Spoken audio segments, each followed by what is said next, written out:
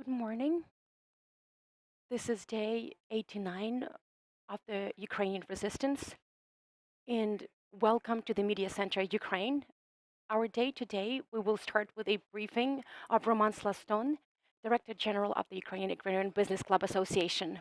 This association unites the largest agribusinesses in Ukraine and plays a crucial role, and the issue of agrarian market is also very important. Roman, good morning. Unfortunately, I cannot hear you.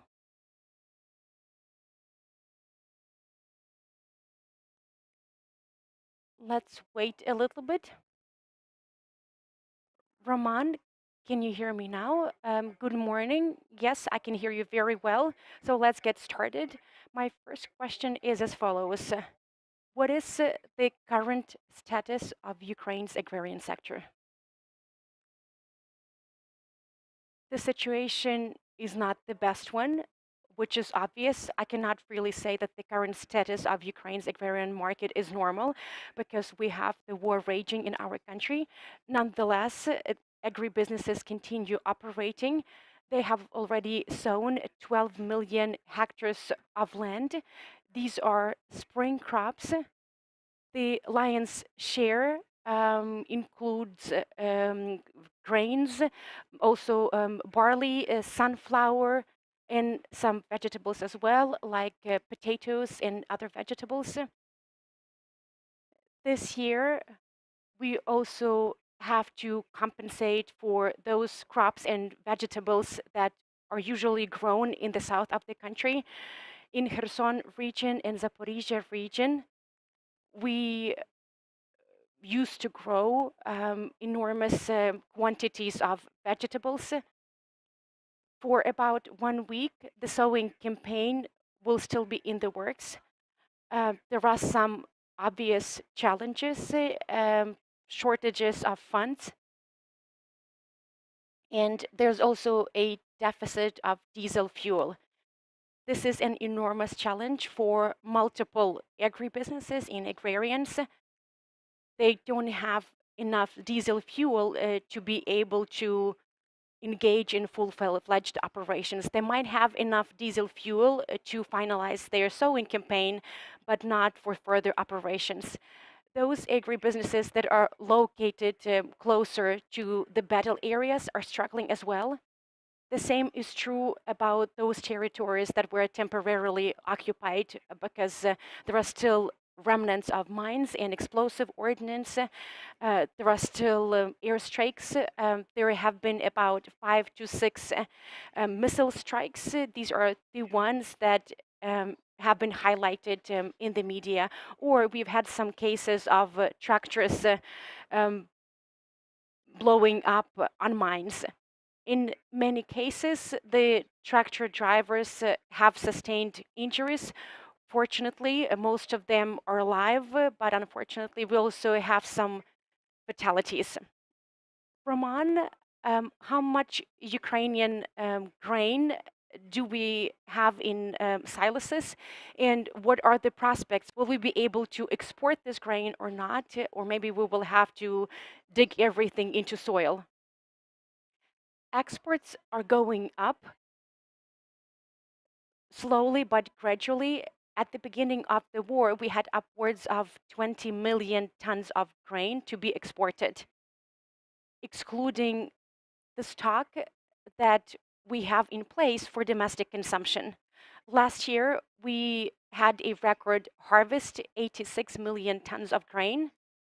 And for domestic consumption, we need only about 19 million. So you can only imagine what the difference is. Before the beginning of the full-fledged war, we were able to export about 44 million tons of grain, but we still have a lot in our country. We have been able to export about 300,000 tons. In April, the situation improved because we were able to export via the western border with the countries of the EU member states, almost 1 million. And in May, as per the recent data, most likely we will be able to export about 1.5 million. The minimum plan is to export at least 3 million tons. This is without the deblockade of our ports. There are multiple options for export avenues, railroad transportation, ground vehicles as well, because there are multiple simplified procedures being implemented at the Polish-Ukrainian border, and hopefully this will allow us to reach exports amounting to 3 million tons of grain. If we achieve this number, then our agri-market will have a good future. And it's not really true about other grain crops and sunflower. What about the rest of the world? I'm talking not only about food security and shortages of food products. I'm talking about our traditional markets, and will we be able to potentially enter those markets that the Russians will lose as a result of their aggression? We are doing our utmost to maintain our positions on those markets that we have been exporting both agricultural products and some other products as well. But the situation is quite challenging because the lion's share of our produce was exported via ports. The logistics has changed completely because we are exporting more to Europe and via Europe right now. There's a big internal market in the EU member states, and our products are replacing those products that used to come from Latin America, for example. They are reformatting their operations towards Asia, but our agribusinesses are exporting to Asia, Africa, the Middle East. In April, we loaded a large ship with 80,000 tons of corn heading to China via the EU ports. So as you can see, we are doing everything within our capacity to retain those markets. Who and how is trying to resolve this problem? I'm asking about the state and its role, our international partners, and initiatives of private businesses. Can you tell us more about who is doing what to find a resolution to this problem? We have enormous unity among state actors, international partners, private entities, and governmental agencies in different countries are lending a helping hand as well. In Ukraine, we have a special coordination body, Coordination Council, established at the Ministry of Agrarian Policy, headed by Mr. Mykola Solsky, the Minister of Agrarian Policy of Ukraine. And this Coordination Council includes the main agencies and market actors. The purpose of this Coordination Council is to craft new opportunities. We're also doing a lot of work with the EU member states, and they have crafted their own action plan entitled Ways of Solidarity for Agrarian Products from Ukraine to EU or via the EU. There are 20 specific items in this action plan detailing how we can ameliorate our logistics, ground logistics, river logistics, and railway logistics. What should Ukrainians brace themselves for? I'm asking about prices. Do we expect any shortages of food products? In terms of basic foods, we will have plenty of them because we have enough grain, we have enough oil crops. In terms of animal husbandry, the situation is quite okay, not what we expected at the beginning of the war. In terms of vegetables, there were certain problems, and this is something that everyone experienced firsthand. Prices went up, which was related to our losses in the south of the country, Kherson region, Zaporizhia region, because these two regions produced a lot of vegetables in the past. With regard to tomatoes, bell pepper, And eggplants, we might see a decrease in the supply, but agribusinesses in other regions of Ukraine, like Odessa region, understand these losses and they start sowing more of these crops. We should also expect imports from some European countries because in multiple countries there, vegetable growing is quite big. So hopefully this year, this way, we will be able to compensate for increased prices. There will be an increase in prices. This is a proven fact because costs are soaring, in particular fuel costs, which is a big component, and logistics as well. With respect to logistics, it's quite expensive now. We don't have sufficient ground vehicles or other means of transportation to provide for required logistics, and the distances went up as well. What is happening to the land market right now? Before the war, the land reform was initiated. Won't the war become an obstacle for the finalization of this land reform? The land market is not operating as such. Why? Because we don't have full-fledged registers in place.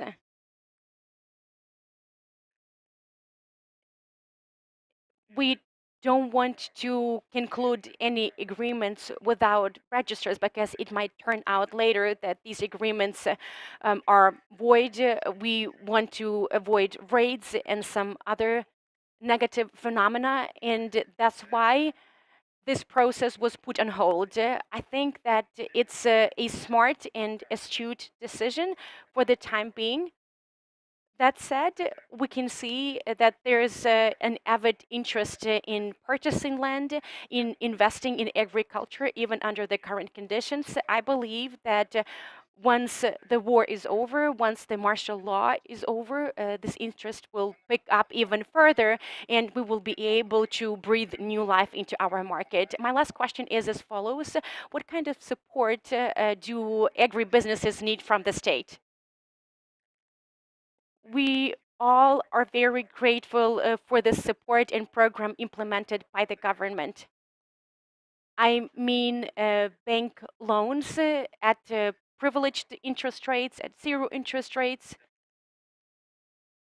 supported by state portfolio guarantees. The problem in the past was that no one wanted to use a mortgage that was not secured. Because if you have a silos, for example, then it could be destroyed anytime. The government assumed all these risks, and the state guarantees provided immense support for agribusinesses. They took out loans amounting to upwards of 20 billion hryvnias, and that gave impetus to the sowing campaign in the first place. Agribusinesses had enough money to purchase seeds, fertilizers, and other supplies. If it's possible to raise additional funds from international partners and donors to continue this program into the harvesting season, that would be great support as well. As I have already mentioned, we haven't reached the same exports as before the war. Agribusinesses are not always able to sell their products to have enough money for fuel, salaries, transportation of the harvest that we expect already in July. Therefore, there is a need for financial support, loans, until we are able to reach exports on the level of 3 million tons per month. Thank you very much for the useful information. We had Roman Slaston, Director General of the Ukrainian Agrarian Business Club Association, with us, and he expanded on the current status of Ukraine's agrarian sector. Our next briefing will take place at 11:30 a.m. We will have founders of the Plich-o-plich Shoulder to Shoulder Charity Foundation with us, and they will tell us more about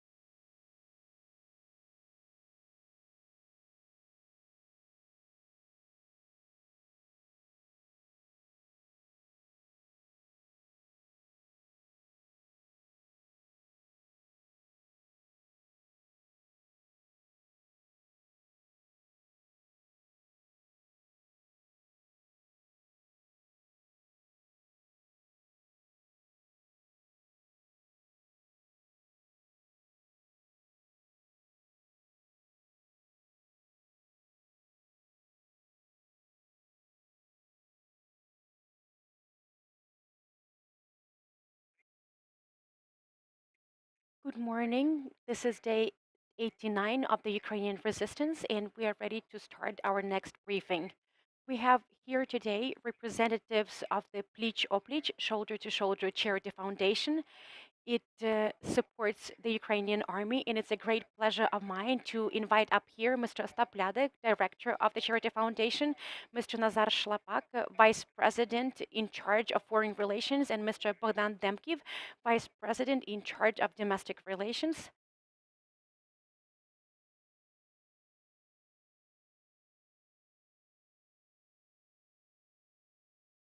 My first question is as follows. Can you tell us more about the foundation? What is it engaged in? Why is it special? What are the outcomes? The title of our foundation is Plich-o-plich, which means shoulder to shoulder. It's quite new. It was founded in November 2021, and since then, we've been engaged in all sorts of charity activities. We have staged multiple campaigns to support children, the elderly, and since the outbreak of the war, we started supporting the Ukrainian army, the armed forces of Ukraine, and IDPs and refugees. We all represent the Shablezub combat school. This was the initiative of our guys.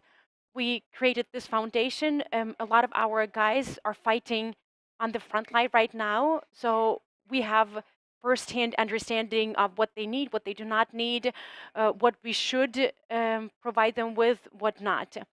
For a long time, we closely cooperated with our counterparts in Poland and the Czech Republic. Now we also forged good relations with our colleagues in Canada, and we've been receiving most support from them. Another question, if I may. You said that you have a clear understanding of the needs of the Ukrainian army. So can you expand on what the Ukrainian military need, what volunteers should not purchase, and what those citizens that want to help should do? Where do they go? Look here.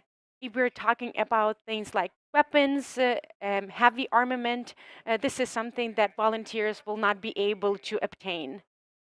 But there are multiple other things like consumables, helmets, knee sleeves, gloves, shoes. All these items are much needed and should be transferred to the front line. I would like to call upon our friends, volunteers from other organizations and citizens alike, because there were a lot of self-activities at the beginning of the war. A lot of people engaged in their own manufacturing of helmets, bulletproof vests, knee sleeves, etc. It all impinged on the health of our soldiers. You cannot really fully rely on your personal gear if this gear is not produced by professionals, and this gear can let you down at any point. So I would like to encourage everyone not to engage in amateur activities. If you really want to support, my best advice is to approach professional foundations, those organizations that have enormous experience under their belts. Maybe you have access to similar organizations abroad, the ones that can supply clothes, gear, some other supplies. Just try to contact them. I'm pretty much sure that they will be willing to cooperate with you, because if you engage in amateur activities, it will be to the disadvantage of our military. What about cooperation with the international organizations? There are some countries that our volunteers cooperate with. You refer to Canada, Poland, the Czech Republic. Can you tell us more about the peculiarities of working with different countries? Which countries are best to work with? Maybe there are certain governments that are more willing to work with us. I'm pretty much sure that you know more about that. Well, let me answer this question. It's not a secret for anyone that Poland was the one that helped us most, especially at the beginning of the war. And the same is true actually now. We also have received a lot of assistance from the Czech Republic, from Austria, now we are receiving most support from Canada. The volumes of support from Poland dropped. We have a lot of Ukrainians in Poland, and during the first days of the war, we received loads of food products and medical supplies from this country, and we did our best to distribute this humanitarian aid. Now we forged good relations with Canada. There's so-called Ukrainian-Canadian brigade, Taras Bulba Support Ukraine Foundation. They fly everything into Poland or Germany, and we load this humanitarian aid onto trucks and then bring into Ukraine. So for the time being, we are cooperating mostly with Canada and a little bit with Poland and the Czech Republic. Are there any difficulties? And yes, then which ones? The greatest challenges include logistics and fuel. Everyone knows that there is a deficit of fuel right now. We can bring everything into Ukraine, into the city of Lviv, no problem. And there are certain setbacks while trying to dispatch this humanitarian aid from the city of Lviv to other parts of the country. So it's not really about the shortage of funds. It's more about obtaining sufficient fuel. We have vehicles, we have trucks, we have enough people that we can ask to transport the loads, but the greatest problem is fuel right now. The government is trying its best to support us in all ways, shapes, and forms possible. We also receive support from the local military administration, but once again, it's all about logistics and fuel in the first place. I know that you are supporting the International Legion, so I have a question about those guys fighting on the front line. Can you expand on the International Legion, who is supporting this military unit, just for people to know more about the International Legion? In my view, this is a great thing. It's difficult to imagine that people from other countries arrive here to defend our sovereignty and territorial integrity. Recently, an airplane landed from Canada. We expect another one in the next couple of days. And this plane brought some humanitarian aid and supplies for the International Legion. There's also a man from Canada named Scott. He will go to the front line. The Canadians provided all sorts of military supplies and ammunitions. These are the items that are most needed on the front line. So this is the support that we have received from Canada. Point taken, thank you. What is your vision for the further development of the volunteer movement, let's say in the next month or two? Will it be more about systematic work? Do you think that the number of volunteers will go up or go down? Will we see voluntary organizations swelling in numbers? I think that volunteer activities will be stepped up. Both domestically and abroad, there will be more and more people and organizations that will be engaged in humanitarian aid and military supplies. I hope that there will be more military supplies and ammunition funneling in. There are no issues with food products and medical supplies for the time being, but like military boots or helmets, plates for bulletproof vests, all these things need to be searched on the market, and there is a dire need for it. Thank you. We had representatives of the Plich-o-plich, Shoulder to Shoulder Charity Foundation.